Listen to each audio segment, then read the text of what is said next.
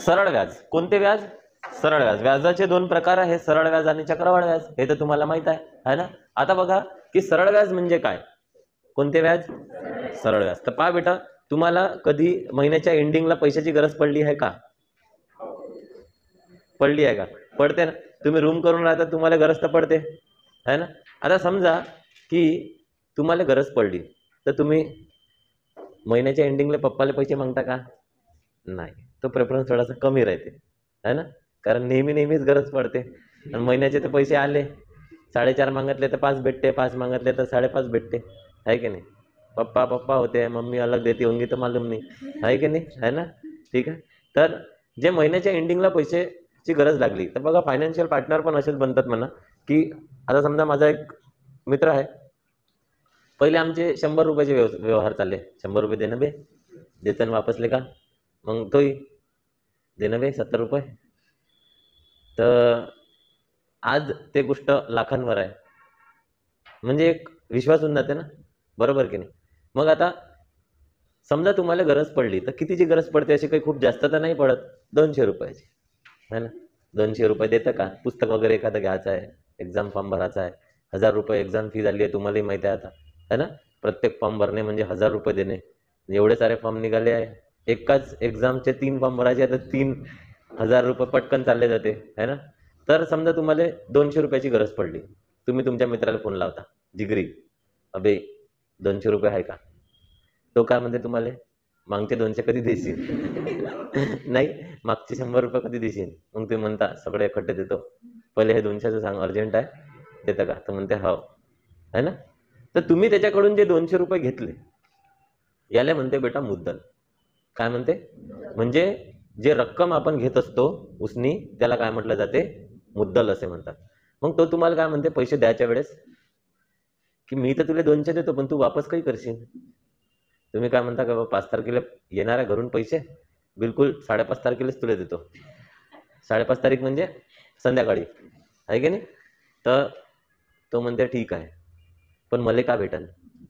मग तुम्ही म्हणता की बा चहा पाहिजे, चहा पाहिजे तुले बा, आहे की नाही. तर तो म्हणते ठीक आहे. मग तुम्ही किती रुपये घेतले? 200 रुपये. समजा 25 तारखेला पैसे घेतले तर देण्याची तारीख किती ठरली आहे? 5. म्हणजे किती दिवसासाठी घेतले? 10 दिवसासाठी, बरोबर. आता बघा की तुम्ही जे हे 200 रुपये घेतले, म्हणजे उसने घेतलेली रक्कम, यालाच काय म्हटलं जाते? मुद्दल असे म्हटले जाते. आणि जेवढ्या वेळेसाठी, जेवढ्या कालावधीसाठी घेतले त्यालाच मुदत असे म्हटले जाते. काय म्हटलं जाते? मुदत. मग आता की दोन गोष्टी तर क्लिअर झाल्या तुमच्या, की मुद्दल काय असते आणि मुदत काय असते. व्याजी घेतलेली रक्कम म्हणजे मुद्दल, आणि जेवढ्या कालावधीसाठी घेतली जाते त्याला काय म्हणतात? मुदत असे म्हणतात, कालावधी पण म्हणतात. समजले बेटा? आता आली 5 तारीख. तुम्ही तुमच्या मित्राला अर्जंट फोन केला, किती तारखेला? 5.5 तारखेला, की अरे पैसे आले, पप्पा आले होते, तर म्हणून तुला फोन नव्हता केला. पप्पा आले का तू दिसत नको जात जाऊ, त्याला तुझ्या पक्का राग आहे, नाही तर मला अमरावतीतून घेऊन जातील, तर येऊन जा पैसे घ्यायला, है ना. कारण तुम्हाला माहित आहे समोरही महिना येणार आहे, याला पैसे वेळेवर देणं जरुरी आहे, कारण समोरही महिने येणार आहे कितीतरी. मग तो येते चहाच्या दुकानावर, तो डायरेक्ट सांगते मी तिथे येतो चहाच्या दुकानावर, कारण त्याला माहित राहते, है ना. मला सांगा, तुम्ही त्याला 200 रुपये दिले, 10 दिवसानंतर तुम्ही कर्जमुक्त झाले का? नाही, कारण की एक कर्ज चहाचं तुमच्यावर आहे, बरोबर ना. मग तुम्ही त्याला 200 रुपये देऊन जेव्हा चहा पाजता तेव्हा तुम्ही काय होता? कर्जमुक्त होता. ही गोष्ट समजली का बेटा? मग या पिक्चर मध्ये, स्टोरी मध्ये, चहा व्याजाचं काम करत आहे. कोणाचं? व्याजाचं. म्हणजे जे 200 रुपये तुम्ही 10 दिवसासाठी वापरण्यासाठी घेतले, त्याचा मोबदला म्हणून तुम्ही काय पाजला? तुमच्या मित्राले चहा पाजला. तर या स्टोरी मध्ये चहा काय आहे बेटा? व्याज आहे. समजलं? मुद्दल 200 रुपये, 10 दिवसाची मुदत घेतली, आणि तुम्ही त्याला काय पाजला? चहा. मला सांगा की तुम्ही फक्त चहा पाजून कर्जमुक्त होत होते का? नाही. 200 रुपये नाही देत बा, पुढच्या महिन्याला देईन, हा. तर 200 रुपये देऊन चहा पाजून तुम्ही कर्जमुक्त होत होते का? नाही. किंवा फक्त 200 रुपये देऊन तुम्ही कर्जमुक्त होत होते का? नाही. तुम्ही 200 रुपये देऊन जेव्हा चहा पाजला तेव्हा कर्जमुक्त झाले. याच 200 रुपये आणि चहा याला म्हटलं जाते रास. काय म्हटलं जाते? रास. म्हणजे मुद्दल आणि व्याज जेव्हा आपण पूर्ण पेड करून कर्जमुक्त होतो तर त्याला म्हटलं जाते त्या रकमेला रास. म्हणून फॉर्म्युला आहे की रास म्हणजे होते मुद्दल अधिक व्याज. मुद्दल कोणते बेटा? जे रक्कम व्याजी घेतली आणि व्याज त्याचा मोबदला, असं दोघांचं मिळून जे अमाऊंट, टोटल अमाऊंट बनते, जे देऊन तुम्ही पूर्णपणे कर्जमुक्त होता, त्या रकमेलाच काय म्हटलं जाते? रास. तर मुद्दल म्हणजे काय? व्याजी घेतलेली रक्कम. मुदत म्हणजे काय? जेवढ्या दिवसासाठी घेतली. व्याज म्हणजे काय? ते रक्कम वापरल्याचा मोबदला, तेवढ्या दिवसासाठी वापरल्याचा मोबदला. त्याच्यानंतर रास म्हणजे टोटल रक्कम जे कर्जमुक्त होण्यासाठी लागते. आपल्या स्टोरीमध्ये काय आहे? 200 रुपये अधिक 4. आता बघा, दिवस गेले, तुम्ही कोणत्या तरी पोस्टवर लागले, तो पण कोणत्या तरी पोस्टवर लागला, ती पण कोणत्या तरी पोस्टवर लागली, काही पोरं भाऊक झाले. तर खूप सारे दिवस होऊन गेले, तुम्ही टीव्ही पाहून राहिले, तुम्ही बसले आहे सोफ्यावर आणि मस्त टीव्ही पाहून राहिले. तुम्हाला एक कार आवडून गेली, तुम्ही मार्केटमध्ये गेले, शोरूममध्ये ते कार घ्यायची आहे. कारवाल्याची किंमत माहीत पडली कारची 50 लाख रुपये. किती रुपये? 50 लाख रुपये. तुम्ही विचार केला, आपला बँक बॅलन्स पाहिला तर तुमच्याकडे होते 40 लाख रुपये. तुम्हाला मास्तरची गोष्ट आठवली की पूर्ण पैसे देऊन कधीच काही गोष्टी घ्यायची नाही, फायनान्स करून टाकायची. मग तुम्ही 30 लाख रुपये भरले. तुम्हाला वरचे किती पाहिजे? 20 लाख. शोरूम वाल्यासोबत जेव्हा तुमचा कॉन्टॅक्ट झाला, त्याने सांगितलं का आपण बँककडून लोन सुद्धा करून देतो. किती रुपयाचं? 20 लाखाचं. तुम्ही म्हटलं ठीक आहे, कोई बात नाही, महिन्याची इन्स्टॉलमेंट पडन कितीची पडन? 30,000, 20,000ची. अपना पेमेंट तो भाई 80,000 आहे, क्या फरक पड रहा? घर तर बापानंच बांधून दिलेलं आहे, सगळ्या गोष्टी तर वडिलांनीच करून दिलेल्या आहे. आपल्याला काय करणं आहे? आपल्याला तर टाईलही बदलवणं नाही आहे आणि पेंटही मारणं नाही आहे. दिवाळीला मारू, आहे का नाही? स्वतः डब्बा आणून, पण आहे का नाही? आता लागून राहिली गरज कितीची आहे? 20 लाखाची. आपल्याला कोणते कामधंदे आहे? चल गाडी चलाएंगे बढ़िया, 10 लाख जवळ ठेवून देऊ, 30 लाख रुपये भरून 20 लाखाचा लोन करून टाकू. ठीक आहे, कोई बात नाही. गए बँक में, बँकवाला विचारते तुम्ही काय करता? तुम्ही सांगता मी गव्हर्नमेंट एम्प्लॉई आहे. तो म्हणते अरे कॉफी घ्या का चहा घ्या, आहे की नाही? म्हणजे खूप तुमची रिस्पेक्ट. अरे हो सर लोन, अरे कोई बात नाही, ते तर मी घरी आणून देतो. आलं नाही का लक्षात? मग तो म्हणते की रिड्युसिंग पाहिजे सर का फ्लॅट पाहिजे? तुम्ही म्हणता मला रिड्युसिंग पाहिजे, कारण तुम्ही श्रीपत एज्युकेशनमध्ये सरळ व्याजाचा क्लास केलेला राहते, त्याच्यामुळे तुम्हाला लोनबद्दल सगळी माहिती राहते. तुम्हाला रिड्युसिंग काय असते आणि फ्लॅट काय असते हे गोष्ट क्लिअर करून देईन मी, की फ्लॅट किती असते आणि रिड्युसिंग कसं असते. मग तुम्ही म्हणता रिड्युसिंग. मग रिड्युसिंग मध्ये जेव्हा तुम्ही घेतलं, आपण चक्रवाढ व्याजाच्या स्टार्टिंगला पाहूचे, मला आठवून द्यायचा, ठीक आहे? मग जेव्हा रिड्युसिंग मध्ये तुम्ही घेतलं, तुम्ही तुमच्या मित्राकडून किती रुपये घेतले होते? 200 रुपये. तुमच्या मित्राकडून 200 रुपये घेतले तर त्यानं त्याचा मोबदला काय घेतला? आता तुम्ही या बँकच्या मॅनेजरला म्हणाल का 20 लाख रुपये दे, मी तुला चहा पाहिजे, नाश्ताही करेन, जेवणही घेऊन जाईन तुला, का मस्त इकडे हॉटेल आहे आपला धाबा मित्राचा, असं म्हणाल का तुम्ही? तोही तसं नाही. तिथं चालन प्रोफेशनल गोष्ट, बरोबर?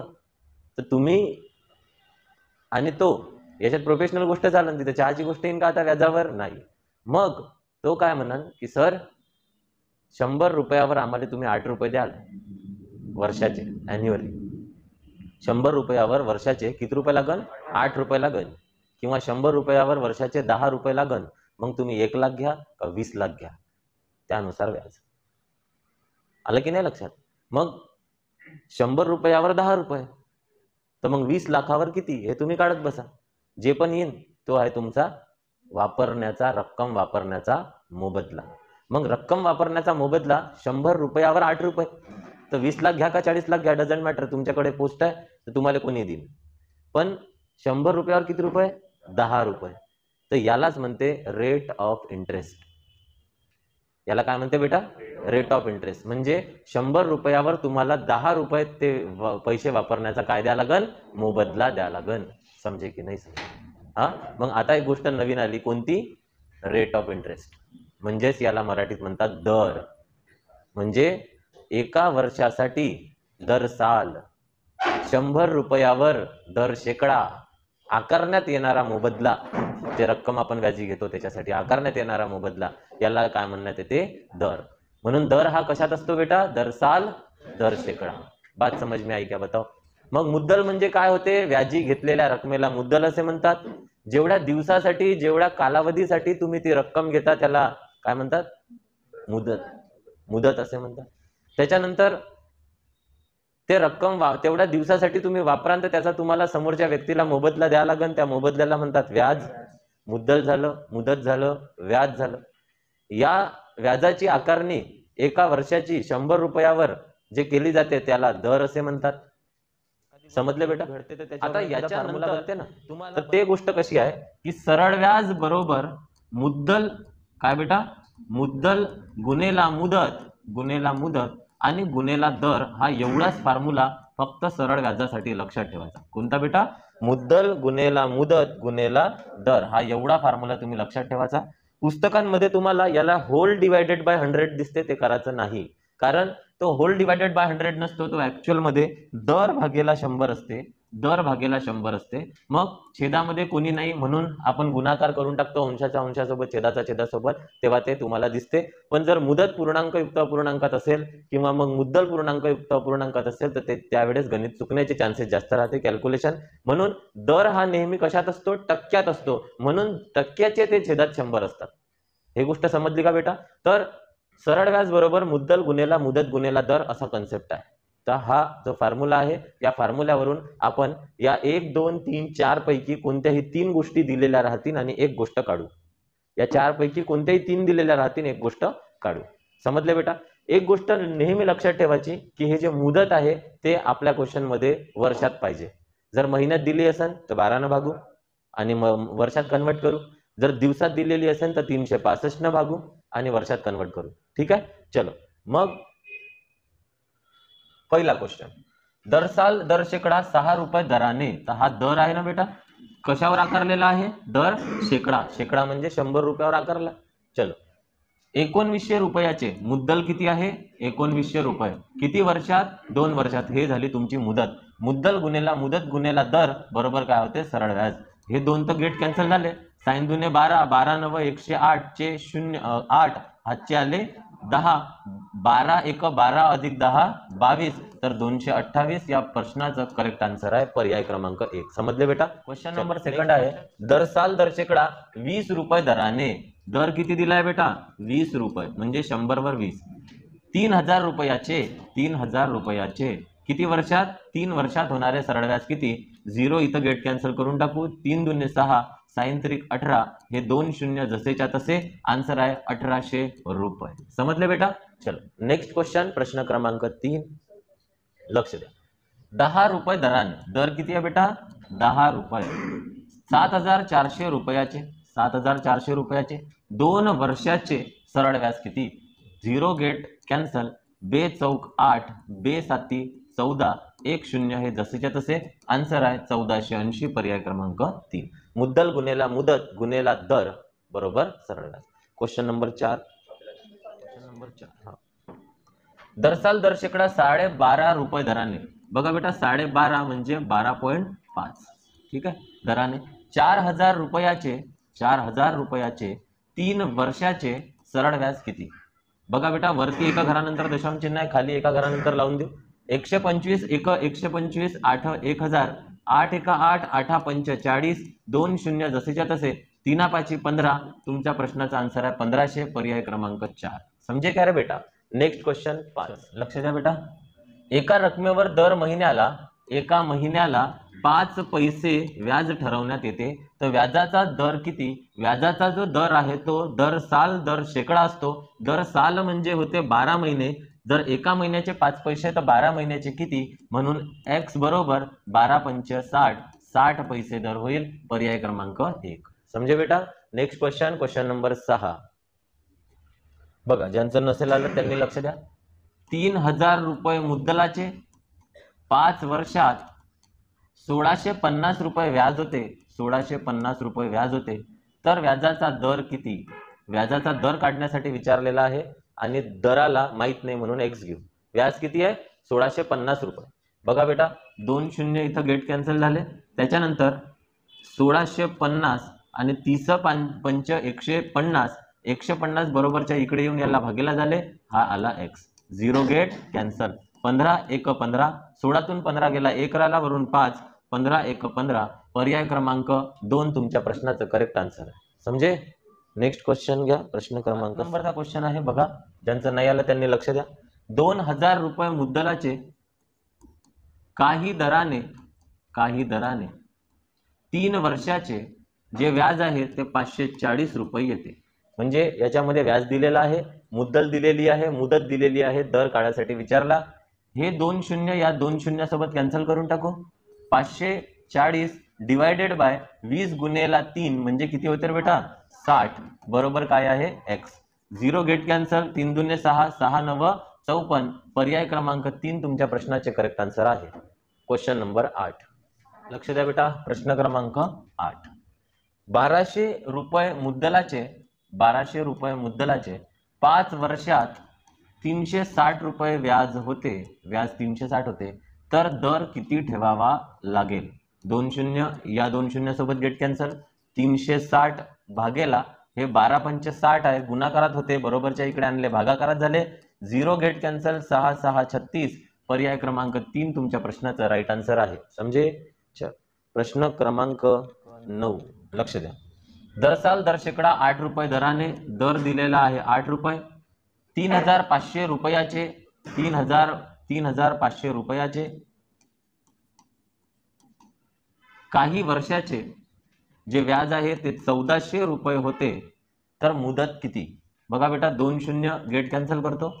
1400 डिवायडेड बाय 35 गुणेला 8 बरोबर काय होते? x. 35 दुने 70 होते म्हणून 35 चौक किती होतील? 140. 35 शून्य शून्य 8 एका 8, 8 45 म्हणजे 5 वर्ष. पर्याय क्रमांक 1 आपल्या प्रश्नाचा राईट आन्सर आहे. समजे बेटा.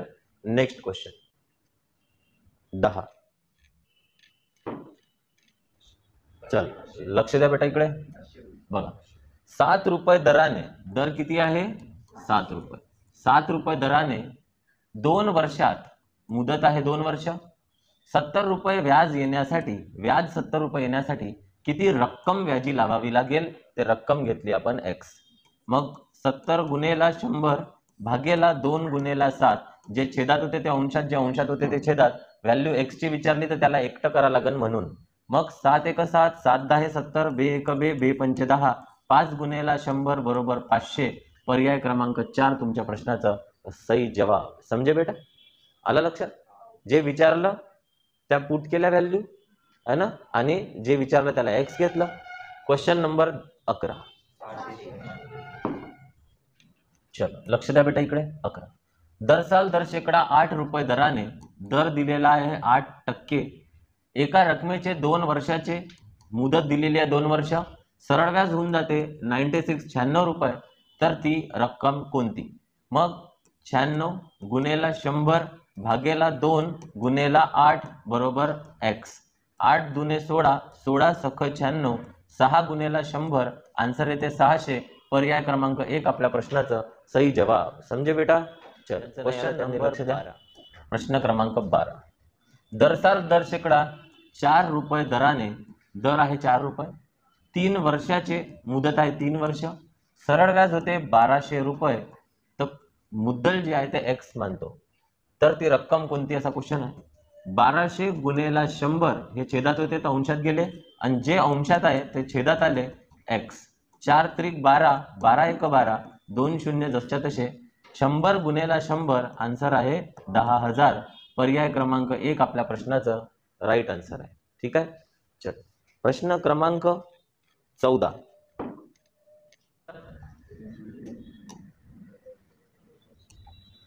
एका रकमेचे काही दराने दुसऱ्या वर्षीचे जे सरळ व्याज आहे ते 56 रुपये आहे. बघा, सरळ व्याज